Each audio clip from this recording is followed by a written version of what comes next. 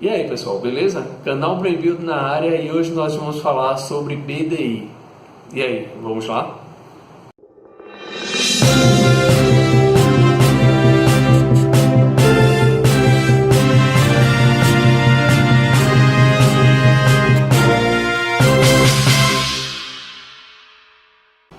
E aí pessoal, vamos lá agora falar sobre BDI, esse assunto que é um pouco polêmico dentro da área de construção civil, da área de projetos, da área de consultoria, mas que é importante a gente trazer à tona e discutir um pouco sobre ele. Eu sei, existem vários materiais, livros, vídeos, mas eu queria dar um pouco do meu ponto de vista sobre esse determinado assunto. Primeiro, a origem de BDI. BDI ele é uma sigla internacional que vem do inglês Budget Difference in Common e ele vem para ser uma margem de erro, ou seja, você faz um orçamento, sei lá, de 100 mil reais e aí você entende que aquele orçamento ali ele pode ter uma diferença para mais, para contemplar alguma coisa que foi esquecida no meio do caminho. Essa é a origem do BDI. E aí ele foi trazido para o Brasil, sendo que quando ele foi trazido para o Brasil, ele ganhou uma nova versão. Apesar de ter mantido as siglas, as letras, o BDI, ele na verdade ele se transformou em bonificação e despesas indiretas. E aqui no país a gente deu um novo formato para ele. A gente incluiu informações a mais de que originalmente não tinha. E aí virou, como é que eu posso dizer, comum na construção civil, na área de projetos, na área do que for ligado à construção civil, algo comum e corriqueiro, o termo BDI. Mas a grande pergunta é, o que é que tem dentro do BDI? Primeiro, eu acho que é importante a gente tratar uma coisa para deixar mais claro o que é o BDI. Primeiro é o seguinte, digamos que você vai fazer uma obra, e aí você compra todo o material, chama o pedreiro, chama o servente, chama o engenheiro, aluga os equipamentos, monta o barracão, faz tudo. E aí você faz a sua obra. Bem, gente, tudo isso que você gastou é chamado de custo. Mas digamos que você fez essa casa, fez essa obra, e aí você quer vender para alguém. Então o que é que você vai colocar em cima desse valor todinho que lhe custou? Você vai botar o seu BDI. E aí, o que é que tem dentro desse BDI para vocês entenderem? Sim, antes de mais nada, até desmistificar uma coisa que é custo e preço. Custo é tudo que você gastou.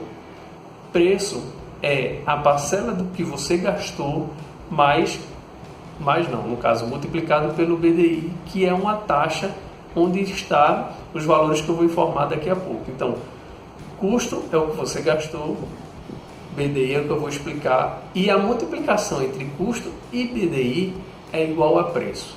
Então, quando você vê por aí a palavra preço, é porque ela está já com o BDI incluso.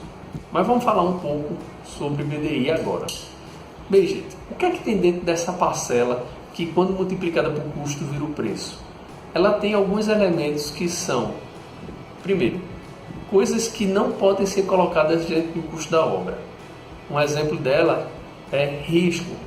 O risco, digamos assim, financeiro de você estar entrando no empreendimento. Uma outra coisa também que está dentro do BDI, mas que você não consegue colocar dentro do valor da obra, ou poderia, mas não é padrão, é a parte de seguro e de garantia.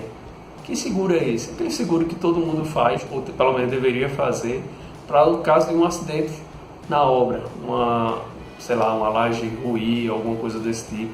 E a garantia, porque é o seguinte, muitas vezes você faz uma garantia para que aquela obra ou aquele contrato seja cumprido.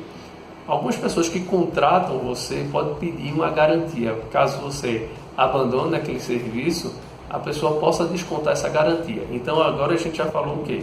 A gente já falou de duas parcelas, a gente falou de risco, já falou de, na verdade, três. Risco, garantia e seguro. Fora essas três, nós temos mais uma que é a despesa financeira. Lembre-se que quando você entra numa obra ou entra num projeto, você primeiro começa a desembolsar, mas só vai receber daqui a um tempo, daqui a 30 dias, 60 dias, 90 dias, dependendo do tipo do seu contrato. E aí, quem é que vai remunerar esse seu dinheiro parado?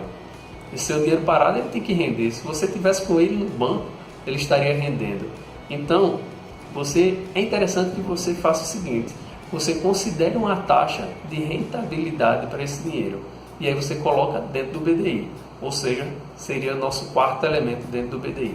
Nosso quinto elemento dentro do BDI é a administração central. E o que é a administração central? Pensem bem, uma empresa ela tem 5, 6, 7 obras, mas ela tem uma sede onde ela controla tudo, onde ela controla cada obra, cada pequena obra ou grande obra que ela tem dentro da sua empresa. E aí, quem é que vai pagar as despesas dessa estrutura central que está coordenando as outras?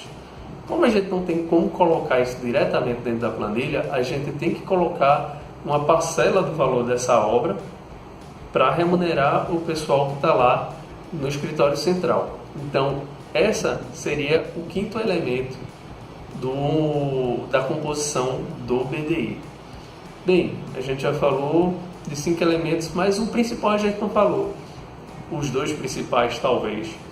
Um é a questão da bonificação ou, como a gente conhece normalmente, lucro. A outra parcela mais importante, que aí não é importante para a gente, mas é preciso a gente considerar, são os impostos. Bem, a parcela do lucro, todo empreendimento, todo tipo de negócio nesse mundo capitalista que nós vivemos, requer, por necessidade, ter um lucro. A não ser que seja uma ONG ou algo do tipo, tem que ter um lucro. Então a gente tem que estabelecer dentro do BDI um lucro. Ou seja, seria aquele B da bonificação. No caso dos impostos, aí a gente pode falar em 3 impostos. Os impostos, o PIS, o COFINS e o ISS. Bem, isso aí fica para outro dia, a gente pode explicar um pouquinho com mais calma. E aí, gente, todo esse pacotão aí vira uma taxa, ou seja, todos eles são valores em percentual, e aí a gente vai botar aqui na descrição a fórmula de como calcula, e aí você multiplica ele pelo custo. Multiplicando o BDI pelo custo, nós temos um preço de venda. Então, entendam que na prática o que acontece? Quando você vê um apartamento, um apartamento em tal lugar, 300 mil reais. Como é que a empresa chegou àquele valor de 300 mil reais? Você pode até fazer a conta ao contrário, teoricamente, claro. Você pode pegar o valor total daquela obra que foi feita, você pode tirar um BDI, que a gente pode estipular para poder fazer essa conta, e aí a gente vai entender que o que sobrar é o valor do custo, é o custo da obra, é o custo muitas vezes com a obra, o custo com divulgação, o custo com corretagem. Então tudo isso está ligado diretamente ao preço do apartamento. Bem, gente, o que rege essas taxas, esses valores que são colocados no BDI? Bem, se a gente for falar de obra do governo, existe um acórdão que fala só sobre isso. O acórdão é o 2622/2013. Já no caso da gente que trabalha com mercado imobiliário ou com obras particulares, aí não. Aí é um BDI totalmente livre que é regido pelo mercado. Esse BDI tem hora que ele sobe quando o mercado está bem movimentado, bem aquecido, e ele baixa quando o mercado realmente está estagnado. Como agora a gente está passando por um momento de crise, esse BDI ele tende a diminuir. Por quê? A maioria das empresas eles diminuem sua margem de lucro. E aí, diminuindo essa margem de lucro, eles conseguem ganhar em competitividade e talvez conseguir mais obras, ou mais projetos, ou mais serviços. Então, basicamente, a história do BDI é essa. Eu sugiro, no final, que leiam o livro chamado Manual do Novo BDI, do Instituto Brasileiro de Engenharia de Custo, e esse livro ele é gratuito. A gente vai botar aqui nos comentários, na descrição desse vídeo, a gente vai botar o link para o canal, para o site, e aí lá você faz um pequeno cadastro e pode baixar vários livros relacionados ao assunto, ok? Não se esqueçam de se inscrever no nosso canal, de curtir, de compartilhar e de entrar nas nossas redes sociais, tá ok?